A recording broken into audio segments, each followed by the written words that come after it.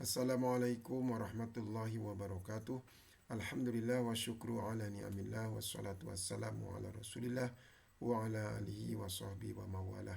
Ashhadu an la ilaha illallah wahdahu la syarikalah wa ashhadu anna muhammadan abduhu wa rasuluh. Amma ba'du, ibu pemudi yang saya hormati dan saya banggakan, pertama-tama saya sampaikan terima kasih atas bimbingannya tentu saja. Dan selanjutnya izinkan saya untuk menyampaikan strategi pembelajaran untuk mata pelatihan diagnosa organisasi.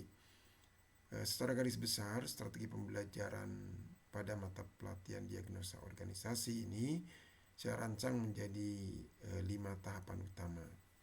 Yang pertama adalah pembukaan.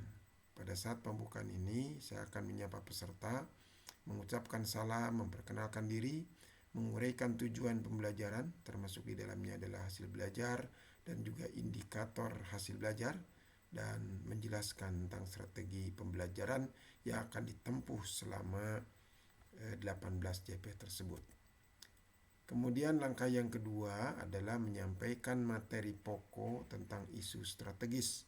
Dalam penyampaian materi pokok ini ada beberapa hal yang ingin saya sampaikan. Yang pertama, tentu saja akan disajikan bahan tayang tentang berbagai isu strategis yang berimplikasi kepada tuntutan perubahan organisasi, baik itu isu strategis lokal, nasional maupun juga global.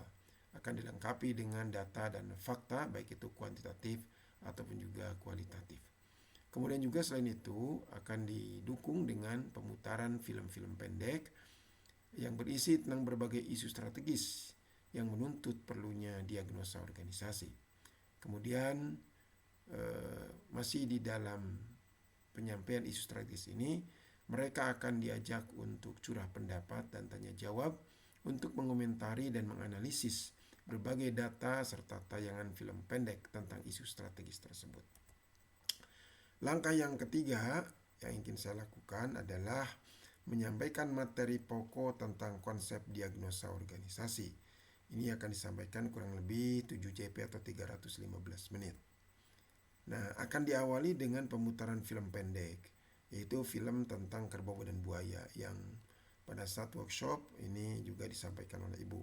Kemudian para peserta akan diajak curah pendapat dan juga menganalisis film tersebut, sehingga diharapkan sampai kepada kesimpulan tentang 3 hal penting di dalam melakukan diagnosis, yaitu alat yang tepat, cara atau metode yang benar, dan juga data dan informasi yang lengkap.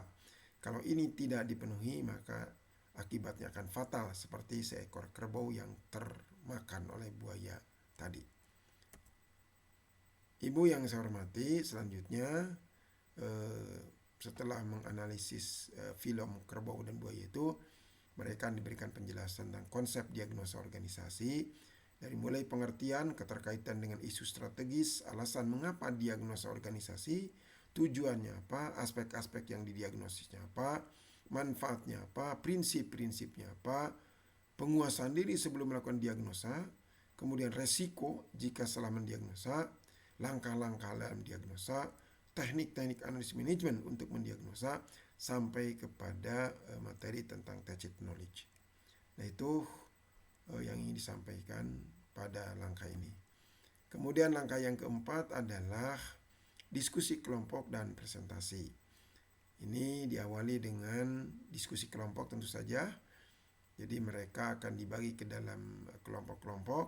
Kemudian setiap kelompok akan mengambil kasus pada organisasinya mereka. Jadi diambil satu unit organisasi sebagai sampel. Kemudian mereka akan diminta untuk mendiagnosis, ya, dengan cara mereka akan berdiskusi sampai mereka itu menemukan akar permasalahan yang sebenarnya dan juga mencari atau menemukan solusi inovatif untuk memecahkan permasalahan tersebut.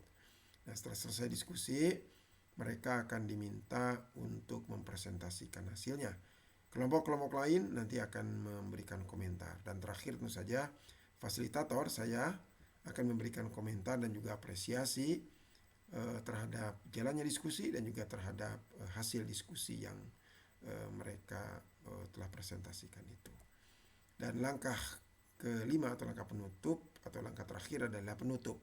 Nah, pada langkah penutup ini pertama akan menyimpulkan hasil pembelajaran dari mulai hari yang pertama sampai dengan hari yang kedua tersebut.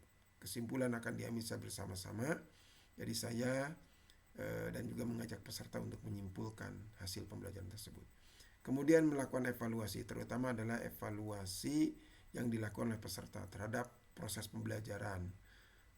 Dilakukan dengan dua cara. Pertama adalah tertulis, jadi mereka akan memberikan respon tertulis di dalam atau di papan tulis di whiteboard seperti itu, dengan memberikan tanda pada simbol-simbol apakah mereka itu puas atau sedang atau tidak mempunyai pengaruh apa-apa, atau misalnya itu mereka kecewa.